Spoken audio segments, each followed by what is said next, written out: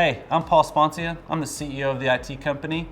All of our videos are really designed for one thing, to help business leaders understand how to align IT with their business strategy so that they can go further faster. Further faster means make more money and have more fun. That's ultimately what we want you to do. So thanks for stopping by. Thanks for watching. Hope you enjoy.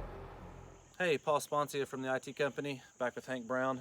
One of the things that we hit on in one of our videos that we didn't really expand on, Hank started to talk about it, was the idea of staying ahead of the curve. And so we want to take just like 5-10 minutes and let Hank just sort of talk a little bit about, it's easy to imagine what that means, but Hank does a really good job of just kind of unpacking it. Yeah, thanks. I appreciate that. Yeah, so this applies, of course, to your personal life, your family, or your business. If you've decided that you're going to try to create a buffer for yourself or your organization in order to mitigate risk and to provide time and space, to buy time and space in case there is some type of disruption, then you naturally are going to be ahead of the curve if that curve was mapping some level of disruption.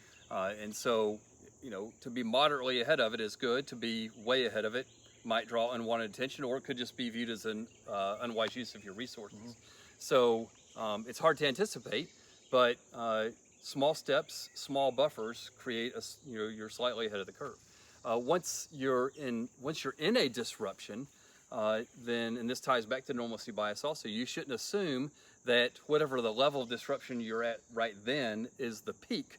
You might assume, it's a planning assumption, that there's going to be an upward curve in terms of the level of duress, if you will, or disruption there. And so you want to continue to take steps to be ahead of that. And so now's when, if you have the resources and are able, and again, don't take small steps, because that has effect on others if you're the hoarder, right? But if the power's out and you don't know how long it's going to be out, and you only have 4 rolls of toilet paper, now maybe you try to buy 8. Yeah. And so you're increasing your buffer, and it's kind of a lame example, but it's germane to this time, right? So staying ahead of the curve. The problem with being ahead of the curve is, and I mentioned it could, draw perhaps negative attention from people. And just remember, those people, it may just be jealousy, or it may be they're in denial, and so they don't want to accept that that's a responsible action to take. You really have to look inwardly and say, what's best for me and the people that I'm responsible for when you're making these decisions. And I think in all of them, there's no real benefit to highlighting your activity. You're just trying to keep a low profile and be responsible.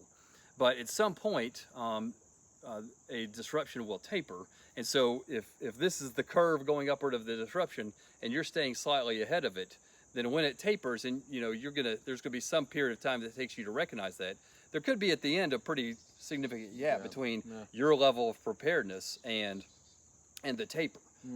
And that could also perhaps draw unwanted attention, or it might make you think that you were irresponsible with your resources.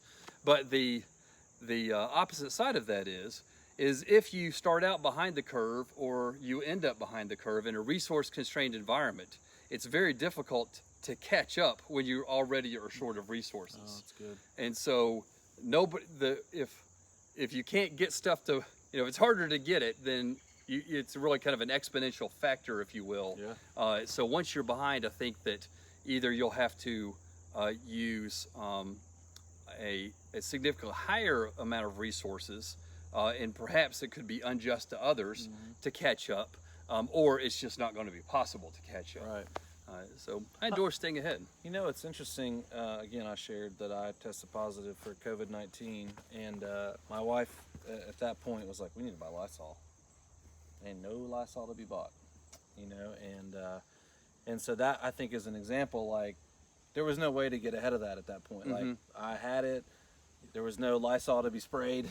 There was no Lysol to be bought, and I think, not using Lysol as an example, but if we listen to what the experts are saying, there's this thought that we may have another spike in the fall and winter season, because we'll be indoors more, there'll be less sunlight, less vitamin D, like, a lot of assumptions. I don't know the science myself, but, so now would be the time to buy Lysol, to buy, whatever the things are, acetaminophen, Advil, whatever the basic things are that you're going to need to disinfect your house, clean your house, be isolated, take care of yourself. You know, because as somebody that went through it, and my family had to stay home, it's it's just emotionally challenging. It is really mentally and emotionally challenging. But B, there's a lot of just little resources that you just don't realize that you need, that you hadn't thought about when you're stuck and you can't go anywhere. Right. You know, and so whether that's because of COVID-19 or that's because of a business disruption or whatever it is, it really made me just now made me realize, like, that's behind the curve. Right. We were behind the curve. Right. And we could not catch up. So the no most way. efficient thing to do right now, right, is for you to, if you run out of Lysol, to get on Amazon and use Amazon Prime, and it's here in a couple days, right? Yeah. So what we've done to create a buffer is we've created an intermediate step in our own household supply chain, if you will. So we have a couple of shelves in our laundry room and a cabinet, and we keep those stocked with things that we use.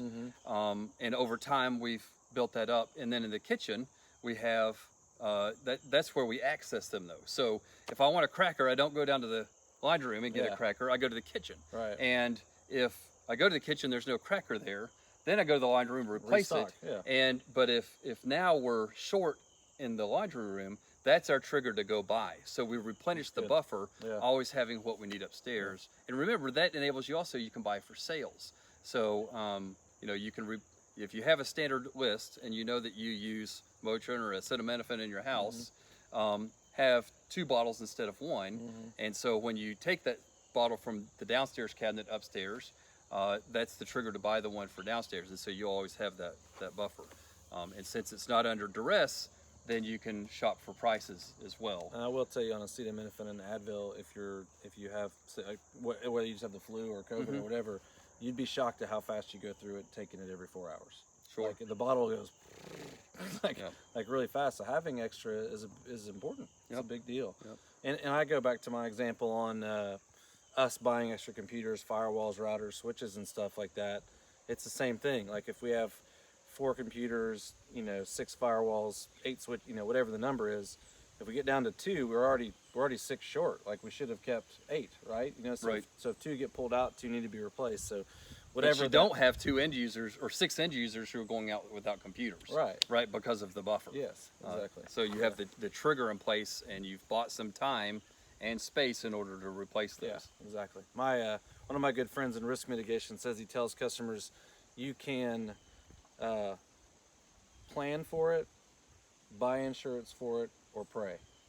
those are your 3 options. He goes, I don't know about number 3. Like, I like to pray, but I don't know that that's a good option. I endorse all 3 myself. Well, and to your point, like, there's certain things you can't buy insurance for. I can't buy insurance for getting sick and a pandemic and and having those. You just can't. Like, you can. Insurance is generally a financial tool. I mean, that's really what it is. It's a financial tool. It's nothing else. And so that's not going to sustain you. Ultimately, you have to have as you said, the buffers in place to allow you to be sustained for a period of time. That's even right. A short window. That's right. I self-insure for my family by creating those buffers. Yeah, that's smart. So, well, good. All right, that's good. That's staying ahead of the curve and making sure that if you remembering that if you're not already ahead of it, it's really difficult to catch up when something happens. So, That's right. All right, appreciate it, man. Thank you. Yeah.